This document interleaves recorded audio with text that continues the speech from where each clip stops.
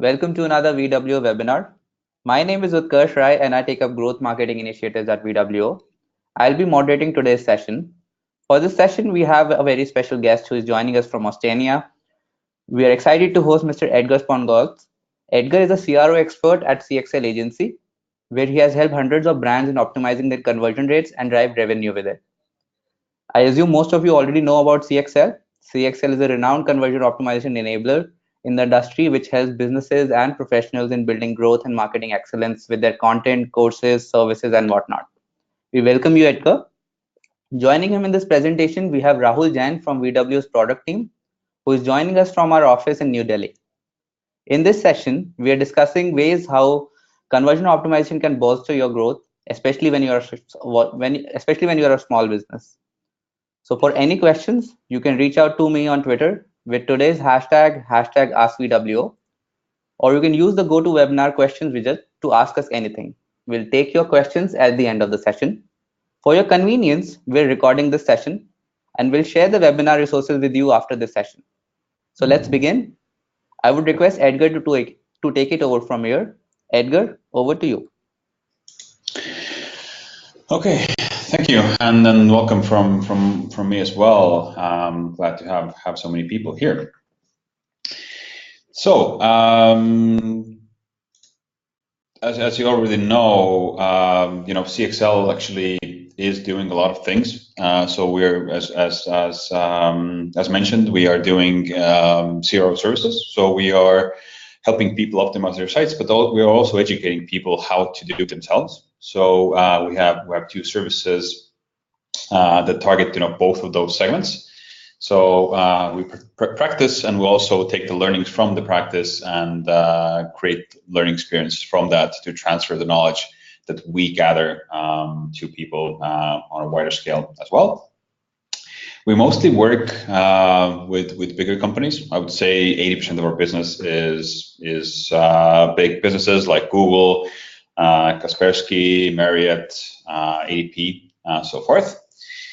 But we also have a lot of smaller businesses. So, one of the myths I would want to dispel right off the bat is that in some circles, people are talking that CRO, conversion rate optimization, is something that is reserved purely for the bigger companies, and if you don't have a lot of traffic, then doing CRO is not really reasonable. That's not so. We have a lot of businesses that have benefited greatly from CRO in general. Also A/B testing in that part.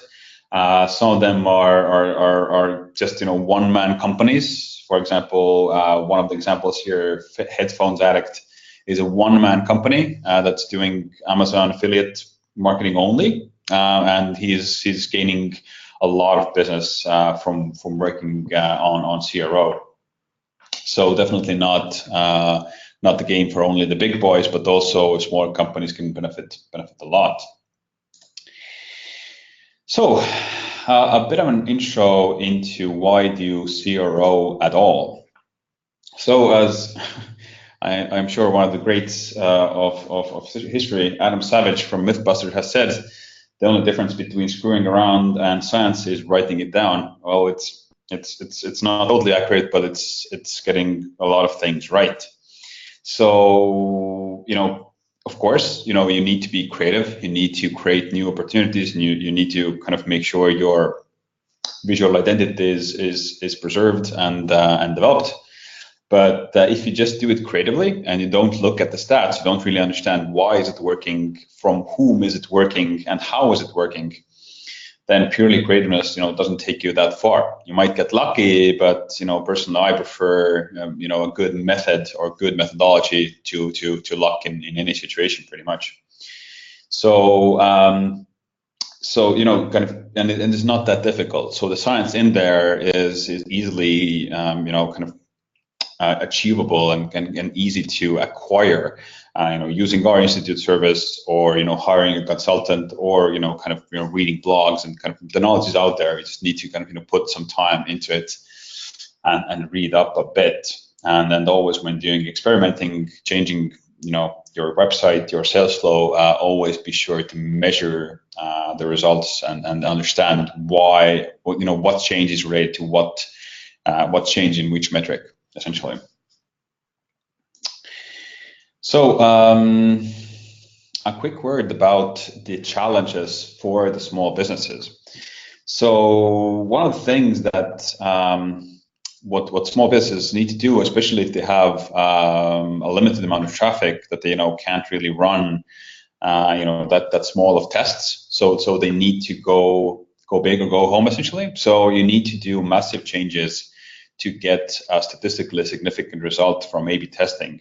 So a lot of clients of ours, some small as well, want to do incremental changes because they are afraid that if they change too much, or if they kind of play around with their sales experience or website experience in general, they will alienate their client base and so forth.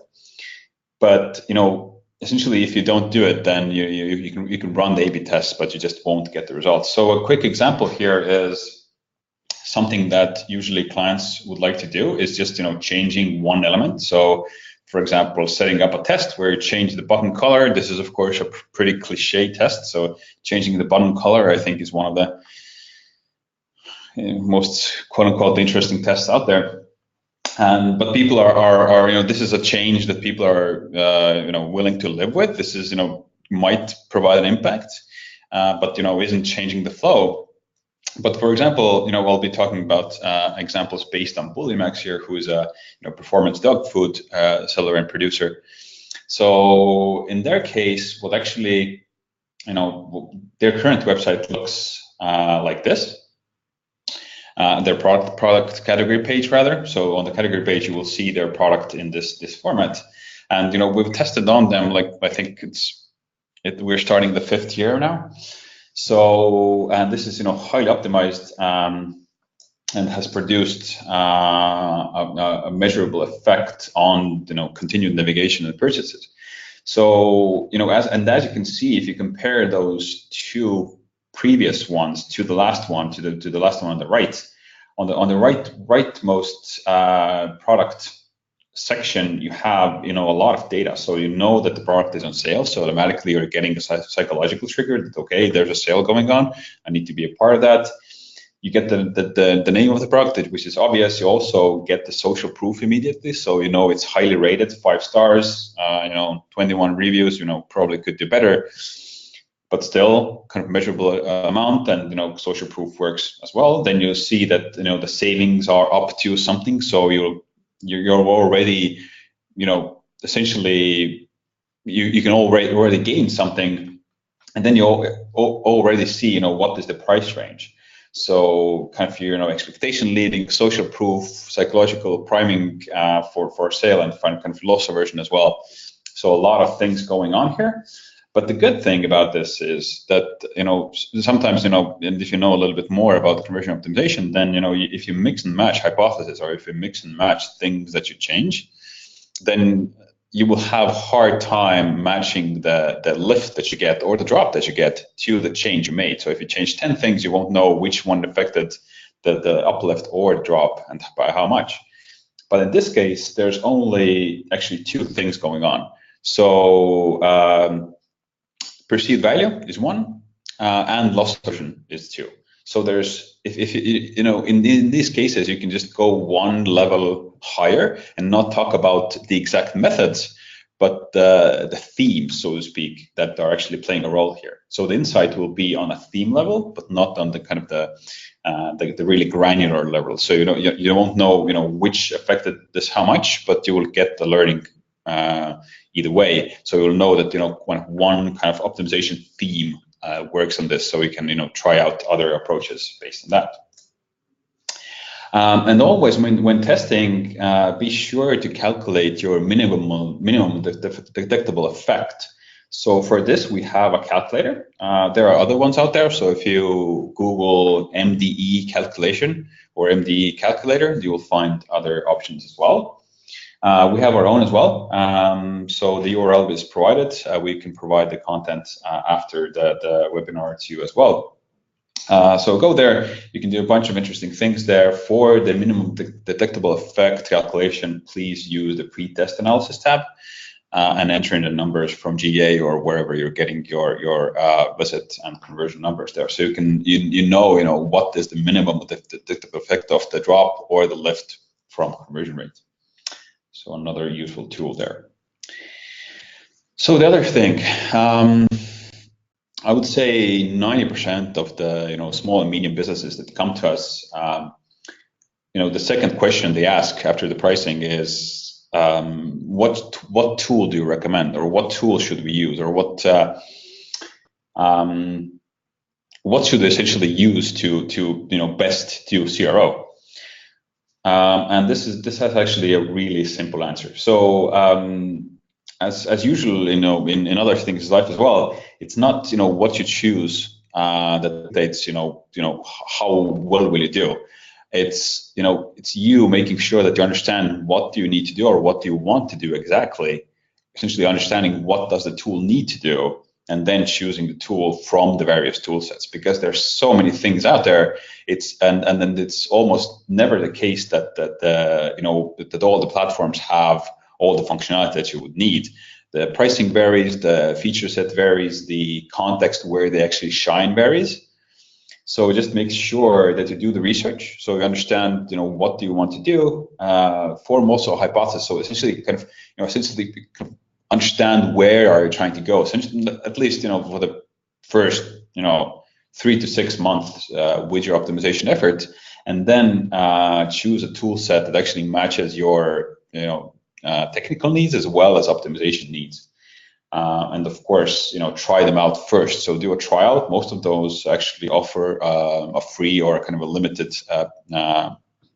trial. So try them out, see if it works with your tool stack, and go from there.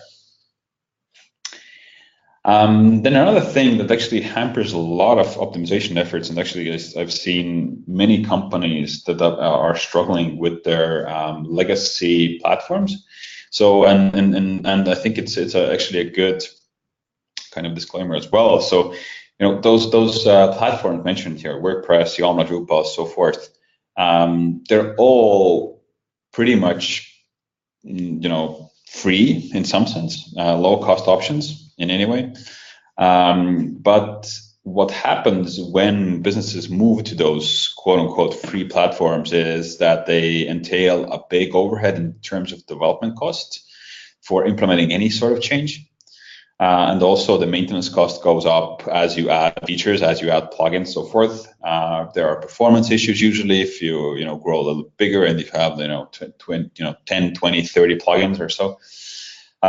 So if you're beginning, if you're just starting out, it's way easier, and I would kind of blindly recommend Shopify or any similar platform that makes sure that the content delivery network is there, that the site is fast, around the world, that everything works, that the plugins make sense, that they don't conflict, they can be implemented rather easily. And they're making sure that the platform is in perfect running order. This will decrease your problems, your expenditure on dev work, your kind of time to market for your optimization efforts. For example, let's say we in some cases we produce like 10-20% lift, let's say, in a funnel step.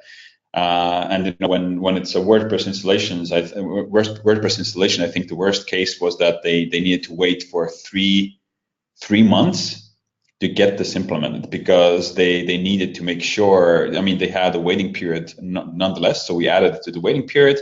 Then they needed to acquire some code, they needed to modify some plugins, they needed to contact the developers of the plugins, because kind of custom functionality, so it's a major headache.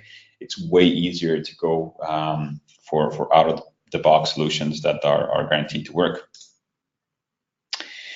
So risk aversion as well. So I kind of touched on this a little bit earlier. So making big changes. One of the changes that people are afraid of, and this is just one of many, are, for example, pop-ups. So with Bulimix as well, we were discussing pop-ups for quite a while, and as I think most people, They also said that pop-ups are annoying. Who likes pop-ups on your site, right? So pop-up comes up. It's usually annoying you. It doesn't have any useful content. Why bother? Just annoy your customers and drive them away from your site, right? So I was like, yeah, we were talking about this for a long time, and finally they were okay. Let's test it out. And we tested the pop-up. We tested 2 versions of this. So the first version was on the first version that's on the left, produced a good amount of lift for the email opt-ins for some reason. So I think there was like a 30% increase there, and also a little increase, like 5 or 7% in the final purchases. And the right one, we iterated a little bit. So we added an explicit opt-in box there. And what actually happened was that we were able to increase their opt-in rate 95%. So this is one of my most successful opt-in tests. There's a lot of things that play a role here, but doubling their opt-in rate without dropping the quality of the leads they're getting. They're of course doing recapture, and they're doing email marketing as well. So this amounted to, I think, grossly like 20-30% revenue uplift from just this one test. So kind of put this into perspective, and for your business, what would that mean to you if you get the same amount of opt-in that you can actually capture later and then do sales after? And this relates to other things as well. So don't be afraid to test. The good thing with A/B testing and CRO is that it's not permanent. And even if the test loses for some reasons, for example, you do a test and you see a significant drop, so people are not buying more, they're not opting in more. If you were clear and you were using, one hypothesis or one kind of testing theme there, or maybe 2, then what kind of themes should you not touch, or at least what kind of implementation of that theme you should not touch, and try the opposite, for example. So you're always learning, you're always getting smarter, and hopefully getting more conversions as well. So, and then in most cases, you usually win, especially if you have an experienced CRO person on your team or hired. So the success rate is actually pretty high for professional optimizers there. So another example. I don't know what's your impression for bullymax.com and their dog food, but for a lot of people, it's actually confusing. So they're looking at the products and they're thinking, why are they showing bulked up dogs that are, looking pretty angry and pretty dangerous? And this was a theme. We were doing, as I mentioned, we worked on this project for 5 years. Or at, starting on the 5th year, we were picking this up from the qualitative research, pretty much every time we did it. So people were mentioning that this is a little bit intimidating and it's not for them. This was a minority. I think it was like between 5 and 10% that mentioned this. So finally, they thought, what the hell? Let's try it out. So they actually created another design that addressed this concern. So they took their one of their spin-off products, Miracle Vet, which is a weight gainer, and they actually created an entire range of products from that. So they have Miracle Vet, dog food, everything that kind of a dog would essentially need. So they made a spin-off first half a year, low traction, not that much going on. Right now, it's, I think, 11th month of running this, and traffic is picking up. People that were turned off by the kind of the aggressiveness of the previous site and the product, people are flocking here and actually buying this one. So kind of doing spin-offs, doing campaigns, doing all sorts of interesting things and trying different approaches out, how to market better to your customer base, how to capture as many leads as possible, or making as many sales as possible, no matter, what the segment, what are the preferences, kind of always trying to understand what the clients want, how to address, how to sell. This is all about, what CRO does and what's it good for, among other things, of course. So, and also, one of the things that companies are not actually using that much, but we're trying to get this, more prevalent, is doing product development and kind of, using CRO as a growth strategy as well. So, for example, some of the examples that have actually happened to Bulimac. So, we uncovered an issue on their website that that the clients had, or the visitors had, hard time understanding what is what. So, where is dog food and where are the supplements? Where are the weight gainers? What's the difference? So, a quick change. We just color coded the different categories. So a really easy change, almost a cliche button press change, right? Or the button color change. But this pushed, around 20% of people or more, 20% more people to the product page. And as the product page conversion rate remained the same, it actually increased the final conversion as well. So, kind of an easy change, produced a conversion rate uplift. And what happened is they actually started color coding their actual, kind of physical products. So when they were on the store shelves or when people were, ordering them, this is also something that they were getting. So, the things you do on your website, for example, if you have a physical product, can carry over to the physical as well. So, kind of using a CRO as a little bit of a product development as well. Then kind of totally redoing UX. So, they were stuck with a set cart page, so they couldn't, change anything there. So they were actually on WordPress. So talking from experience. And they switched to Shopify at some point. So that allowed for more changes in the cart. And to be fair, technically you can do whatever you want in WordPress cart, but due to their circumstances, they really couldn't. So we did a prolonged survey and kind of in-depth research. What was wrong with the cart. We already had some insights from the testing, and we totally redid their cart experience pretty much. So the right one is the new one, the left one is the old one. It also produced, I think it was around 12% conversion rate uplift. So people were easily able to, change the product quantity. So far, usability went better a lot. And then actually the biggest win is that actually a lot of people started opting in for their subscription service. So they have dog food as a subscription. So then this is the most profitable, service and product for them. So people were actually using that more. So also factoring in, kind of how do you offer your services and where, this, from my perspective, is also something that's related to product development rather than just pure optimization. So that's also really a good example and a tip maybe. And also vice versa. So one of the things that actually made it to the website was that, we were showing the ingredients and all the, important information on the website as usual. So you had a separate tab on the web page that showed, ingredients, kind of food facts, so forth. And we really didn't see people using that much. And actually people were asking support, where can I find this? Which was weird because we put it, pretty much smack in the center, and people shouldn't have had a hard time finding it. So and what happened was that we tested a solution where we put the labels on under the product images, so they can actually take a look at the labels when they're looking at the product and the product image. And this increased engagement a lot. People were actually, and what we were just hoping that we will get less requests to the support.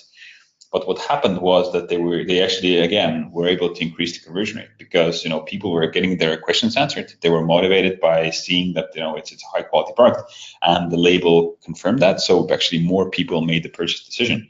So it's also vice versa. If you have a physical product, the behavior of the clients can influence how the web should work for them as well. So kind of bringing in some insights from the physical product world as well. So all in all, putting in a little bit of effort, kind of educating yourself using the educational tools out there, And testing and starting with the CRO program, maybe kind of a little bit here and there, implementing some free or semi-free product to start doing some insights, getting some knowledge how people work. Team from VWO will go into it a little bit soon as well. So you can chip away at this process. You don't have to take everything on at the same time, and you can already start gaining some insights and getting some wins, and maybe running some A/B tests as well. So to recap, just try it out, test big stuff, and don't be in that sense too creative. So make sure you track everything. Also, when testing, try to limit your test to 1 or 2 themes, hopefully hypotheses if possible, and I'm sure you will be successful. So, and then for Bulimax as well, I think the current track record for Bulimax is that we have increased our conversion rate more than 10 times. So if we sum up all the wins that we've gotten from the testing, it's over 1,000% currently. So and that they're pretty big. I mean, they're actually growing now. So when we started 4 years ago, they were pretty small. Right now, they are much bigger. And kind of please do use CRO as a growth strategy as well. So I guess over to VWO now. Thanks, Edgar, for all the useful information you shared with all of us. Hi and welcome, everybody. I am Rahul. I am from VWO Product Team. And in the next couple of slides, I would like to share some tips that would help you with experimentation and also help you select the right platform for CRO needs. Most of us just look at the results given by a testing tool and not focus on how the tool has arrived at that decision for you. Most traditional A/B testing tools use a statistical method called frequentist, but it has a few flaws. We at VW realized the same after years of experience in testing, and we came up with a much more quicker and accurate statistical model called Bayesian. So I'll try to explain this with a very simple example.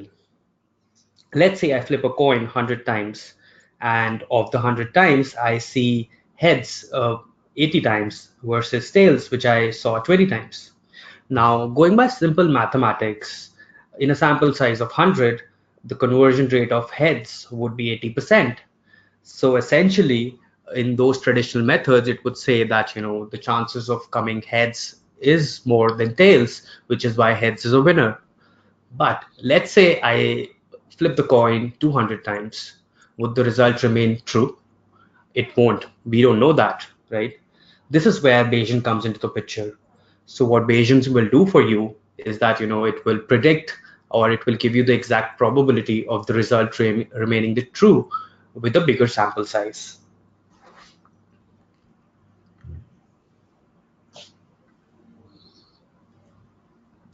So the next sort of problem is that for every sort of small and medium businesses, resources are very critical to them. And of course, resources, time, and they need to make the most out of their traffic. So now again, the problem with traditional A/B testing methods is that it would take a lot of time to give you the results, and it would require significant traffic to get a significant sort of result. So with Bayesian, it's really fast. What it'll do is, like I mentioned in the previous slide, it would give you the probability of result remaining true with a bigger sample size. So even with the smaller sample size, it would give you a result, and by predicting the probability, it will tell you that whether the result will remain true for a larger sample size. So the next sort of problem, and this is one of the important things that most businesses don't realize. And so all of us know that it's really important to show the right variation to the right customer at the right time. So once you get a result or a test, it is really important to deep dive in the result and look at the best performing segments. So experimentation is not just about testing multiple versions of your website on all the visitors of the website. It's also about testing different experiences for different segment of users. Like in the example showed here, What I've tried to do here is that I want to show a specific variation to all my logged in visitors who also spend more than 10 seconds on my website and are either from India or have their preferred currency as INR. So with this example, you can really see that how specific I am. So once I know my select audience, I need to, show the right variation to the right audience. So this is a very important option that you should always look out for when you're selecting your A/B testing tool.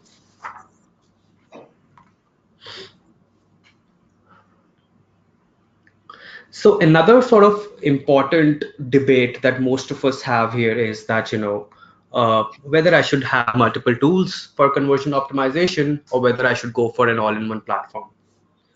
So VW was once just an A/B testing tool, but we realized that there is this huge gap in the industry where people are actually not doing data-driven testing, and the reason being that data is so fragmented, it is spread across different tools, and there are so many issues with it. But before we decided to build an all-in-one platform, we reached out to all our customers. We tried to ask them their problems. And we ran a survey, and surprisingly, we realized that most of our customers were using more than 5 tools for their conversion optimization program. So CRO is a very complex landscape. And like Edgar mentioned in one of his previous slides, that for running an end-to-end optimization program, you would require, let's say, a tool for analytics to understand your business metrics and funnels. Then you would also require a tool for visual research. And then you would also require a project management tool to gather all your insights. And lastly, you would also need a tool for testing. So going by the use cases, you would require multiple tools to solve all your CRO needs. So this is where, we thought that, hey, let's solve this problem for our customers. And while we were trying to discover more problems, we really wanted to come up with a solution that solves the most important pain points. So if you look at the current screen and you see that, the number one problem here is of data consistency and coherence. So with multiple tools, every tool has a standard definition of defining a session or a visitor or a user. And once you're trying to collaborate all the data, you find a lot of problems and you find a lot of inconsistencies with your data. The second problem is that you're not able to get the complete user journey at one place. So that is very important if you really want to understand what the visitor is trying to do on your website. Similarly, you might have different teams in your company who are responsible for UI, UX, or product managers responsible for website optimization, CRO specialist, and there should be a single platform which solves all their needs. And lastly, this is very important for any small business, that while managing multiple tools, you add multiple codes on your website, and this was a big pain point for a lot of our clients, because once you add multiple tracking codes, you increase the load time on your website, and that directly affects the website experience. And of course, if you go at other organizational issues, such as you'll have to have different invoicing for different tools, you have to go to legal processes for every tool. I think it's a lot of hassle. So we wanted to solve all these problems with VWO, and at the same time provide a very connected platform where there is minimum integration required, and with the single click, you would want to understand what the customers are doing on the website. And once you're running an experiment, you would want to understand why an experiment failed. So this is also very important to do your post-test analysis. So all in all, whenever you're selecting a platform, you should look at the convenience, you should look at data, and you should look at a tool which would really help you understand your customers end to end. So that would be it from my side, and I hope you found this entire webinar useful. And we would love to answer your questions now. Over to you, Utkarsh. Thanks, guys. I already see some questions coming in. And before that, I think we can quickly discuss about the surprise which we have kind of planned for everybody. So guys, everybody who's kind of attending the session, we have a few things which you can kind of directly use and utilize in your plan. and kind of make the most of CXL and VWO services. We're going to discuss that later, but let's jump on to the questions. So before I take anybody else's question, I'll be a little selfish and take my own question. So we kind of spend a lot of time in terms of discussing that, we are doing businesses do a lot of investment in terms of doing optimization and other things. So I see a business are kind of excited to do CRO, especially at an early stage, and some of them kind of go in with it without enough skill and training. So from Edgar, I want to understand what are some of the risks which is kind of involved in terms of optimization. Are there any red flags around that? And if there are some, then how businesses kind of cater it, or how you as an agency kind of cater it for your customers? So yeah, the thing with CRO is that you can go really deep in most segments of it. So of course there are issues and red flags around CRO as well. And maybe one quick comment that actually kind of relates to the red flags is the statistics. So you guys mentioned the Bayesian versus frequentist. So kind of for your listeners out there, these two statistical models, they are different. Bayesian gives results faster, and it's usually better for smaller, kind of lesser traffic, but it doesn't do any magic. So first thing would be to maybe understand the business case for both. So usually frequentist is more precise, and it gives you more accurate read in some sense, and kind of removes a bit more doubt from the reads. But in a lot of cases, especially if you don't have tens of thousands of conversions, or at least thousands of conversions per month, then Bayesian is better because it gives you indications faster, and you can actually understand what is the kind of prognosed fault percentage within Bayesian as well. So just maybe read up on how to use statistics, or just kind of go to our blog, or kind of just Google it. It's actually pretty readily available.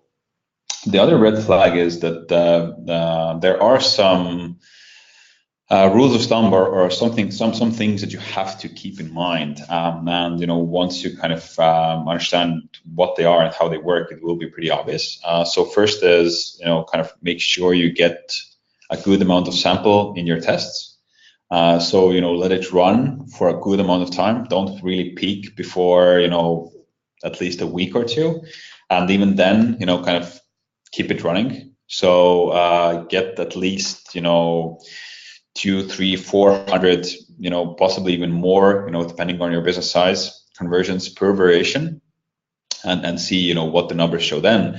Because especially in the beginning, it's really easy to take a look at some positive results or some negative results, and try and I knew that this would fail, or I knew that this would be better, and call the test, shut it down, implement it, and then kind of wonder why isn't it really working that well. So definitely run the tests until they're pretty much mature in terms of statistical significance. So kind of that requires a little bit of understanding frequentist and Bayesian models.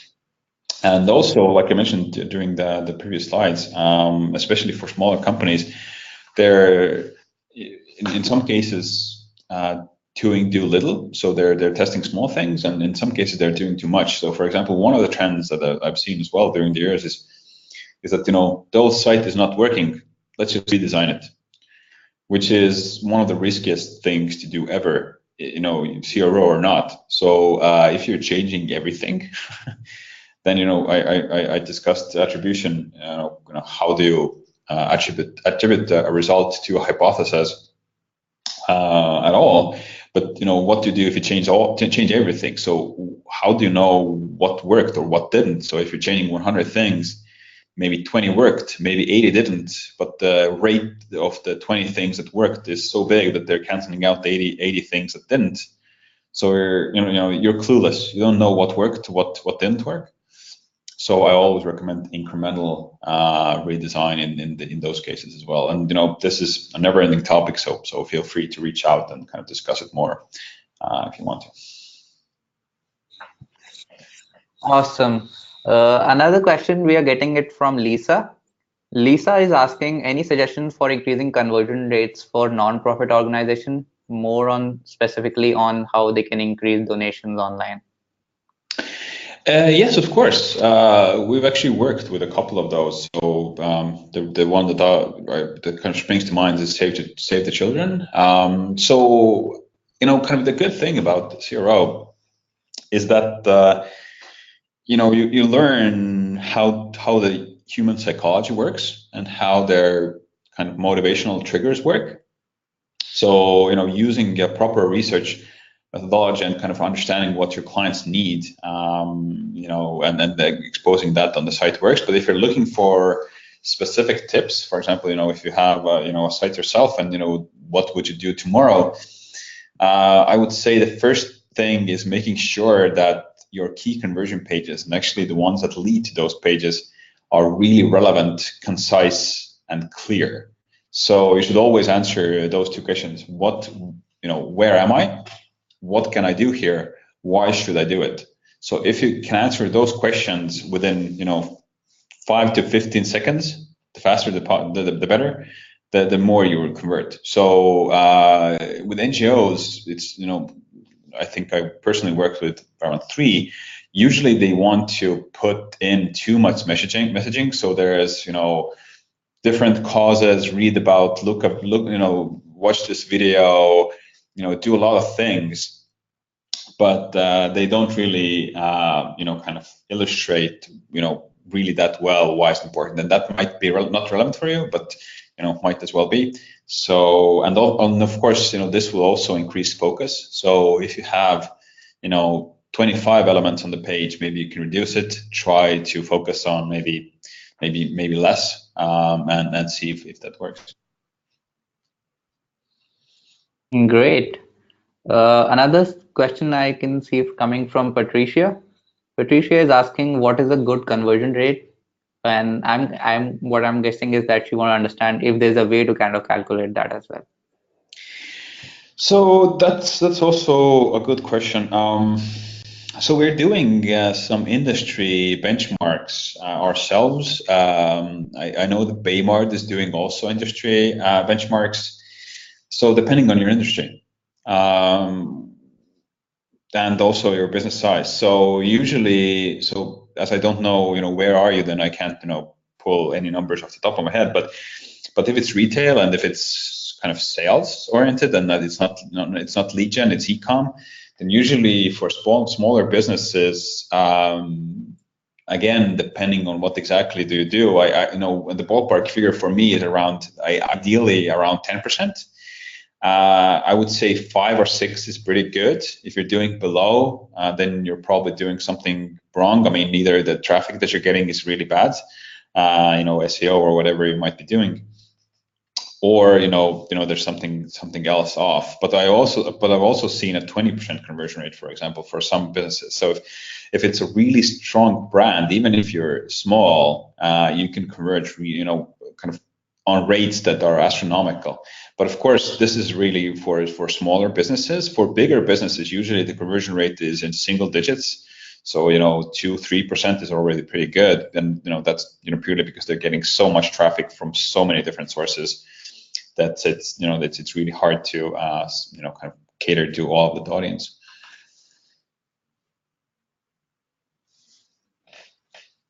That's great.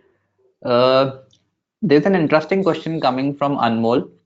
Anmol is asking, in your testing, what variable do you try to control? What potentially confound variables are outside of your control while you're testing? The existential question, right? How much do you control at all?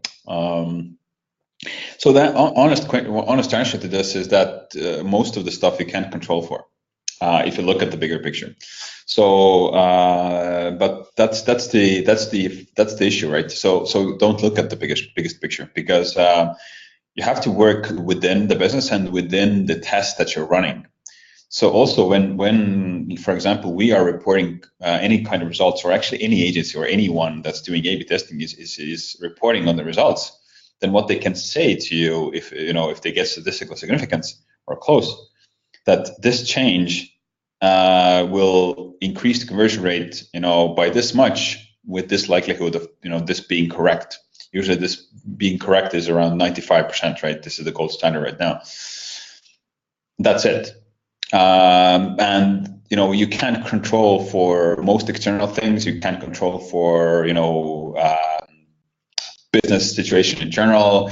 Maybe the seasonal fluctuation. But just kind of focus on your current business. Focus on if you get enough traffic from a single data source or a bunch of traffic sources. Focus on some segment and just try to get insights that are specific to that segment or that specific hypothesis you're working on within this test. Because if you take a due broader of a look, then you're pretty much in the ocean, right? So if China's economy fails, or kind of the global economy fails, no matter what you do, CRO won't help you. So and so forth. Yeah, sounds like it. Another question is coming from Mike. Mike is asking, what was the one most surprising outcome to a test you have run recently? Oh, so many tests, so many surprises. Which one is the best?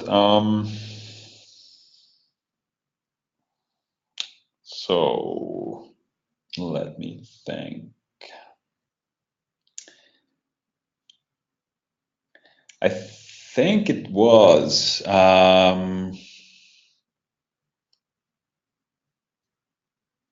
we were testing this is a perceived value test. So we were testing a site that was using cryptocurrency. So their main, the only reason they existed, or still exist, of course, is that they are offering their services pretty much only in cryptocurrency. So Bitcoin, whatever have you, they accept, they offer their services, everything's great. Their main value proposition is that, come to us, we accept all the cryptocurrencies out there, do whatever you want, it's all good, anonymous, so forth. So that's great, right? And they were afraid of the usual currencies like fire. They were like, okay, our client base is cryptocurrency only. Why should we use it? It's off-putting. Maybe we might get some legislation, related issues, so forth. And we were just pushing on it because we got an insight that people don't really understand what are they getting. So for example, they were promoting some things. They were saying 20 milli Bitcoin discount or 2,000 something nano coin benefit or kind of bonus, and people weren't getting it. So what we tested was that we added local currencies, so they were doing their business across the world. So we added geolocated treatment that showed the bonuses, showed the offers in their local currency. So the transactions were still in crypto, so nothing changed there, but the value was shown in the local currency, and this increased. All the KPIs went up. We were thinking that maybe we will get, maybe a little bit more registrations, for example, because they had a promotional offer that was also, a key thing to understand. So we were hoping for more registrations, but everything went up. So registrations went up, transactions went up, engagement went up, pretty much all across the board. Everything went up. So that was really surprising and this kind of speaks, to I think to how businesses are a little bit stuck sometimes. So they are stuck in some mindset, maybe, in this case, that was, their reason for existing, right? So their main value prop was crypto. And they were not even thinking about, do people, are we reaching as big of an audience as we can with our product and service? Are we capturing all the conversions that we can? And, kind of bringing us on board, doing the research, testing those things out, provided a really good effect. So they're, implementing it currently. So that was a bit of a surprise. That's an interesting case study. You should definitely write a blog on CXL for that. Well, assuming that we get a proper NDA that allows that, I think I will, yeah. Yeah. So I see another question coming in, and in the essence of time, let's take this as the last question. Adam has a question. Adam is asking how to start doing visitor research with so many data coming in from various different sources like Google Analytics, another form of or content and metrics we measure. I think Rahul discussed a little bit about this context. So Rahul, would you want to take that up Sure. first? Sure. I think this is one of the most frequent questions that even we get at VWO. So what we recommend here is that whenever you're doing customer research, it should not be aimless, and you should always start by defining your business goals. So once you start defining your business goals, so for example, let's say my business goal is to improve my checkout rate, then I am actually trying to I have already sliced and diced my audience here. And once you know your business goals, you have defined your baseline, and you start to look at your conversion trends. And if you see something wrong there, or if you feel that it is not going as per your expectation, you should really deep dive and try to understand why is that problem happening.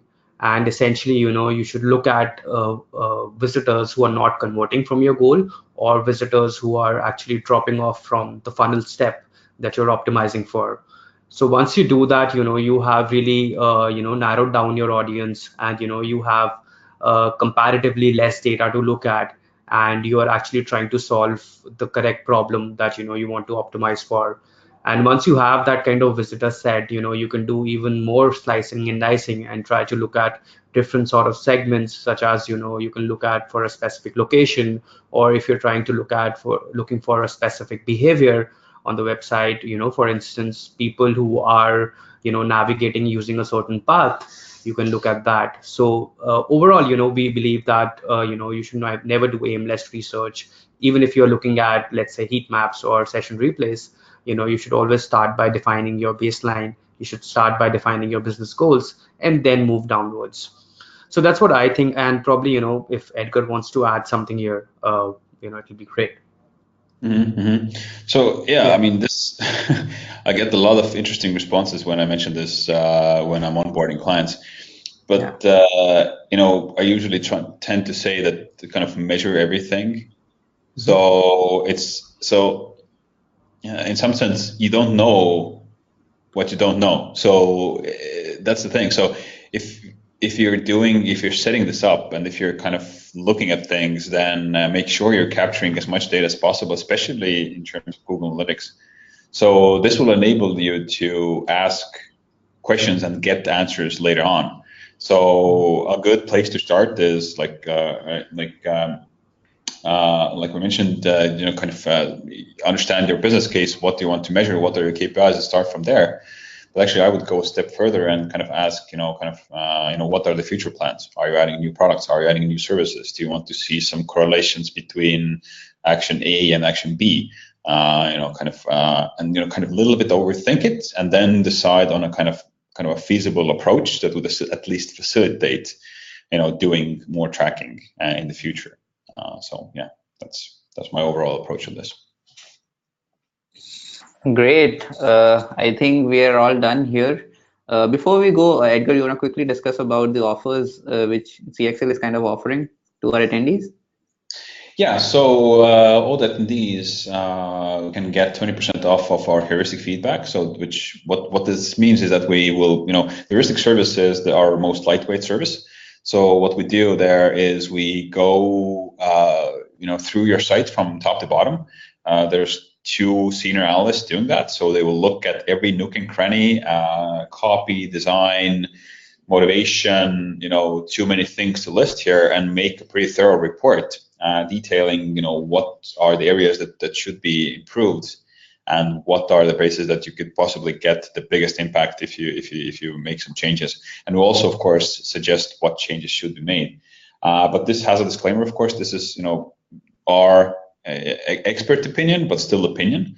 So, to get some more data points backing that, what we always advise the full research. And of course, we also offer free strategy sessions for companies who are not, not one-man companies anymore, a little bit bigger. Not that I'm saying one-man companies can't make 3 million a year. So in their cases, we're devoting a couple of hours to discuss their growth strategy, their plans with CRO, with sales, essentially kind of discussing, kind of how should they proceed if they have any questions regarding CRO related topics across the board. We will be happy to answer, so forth. And this is completely free, assuming that you qualify for this criteria, and we'll be happy to set it up and discuss the topics you need consultation on. Yeah, on top of that, we have a couple of offers coming from VWO. So if you are somebody who has not used VWO before, we are offering a 15-day extension on your free trial. So we usually have a 30-day free trial. So if you are attending the session and never got the opportunity to use VWO, you'll have a 45-day free trial, and it's all on us. Apart from that, if we have some experience of using VWO and is a new user for us, we're offering some exciting offers on our annual plan. So if you want to have an experience and want to do testing for a year, so we're offering a 20% discount on our annual CRO plan. So what are you waiting for? Just go in and grab this offer if you're attending the session. We'll be happy to offer you all that. So here, I think we have, yeah. You any last thoughts, Edgar? Yeah, sorry. So I still want to mention, I mean, and always, feel free to reach out. So if you have any questions, if you have, any kind of concerns or anything, CRO related, you can always reach out and we can point you in the right direction. Blog posts that might answer your questions, some institute articles or courses that you can use or whatnot. So we're always open to chatting and emailing. Awesome. So Edgar and Rahul, thanks a lot for taking out the time and come here and share your experience with us. Thanks a lot to all the attendees for attending this session. We'll come back again next year with some exciting insights from the world of conversion optimization. Till then, keep optimizing. Bye-bye. Thanks, guys. Bye.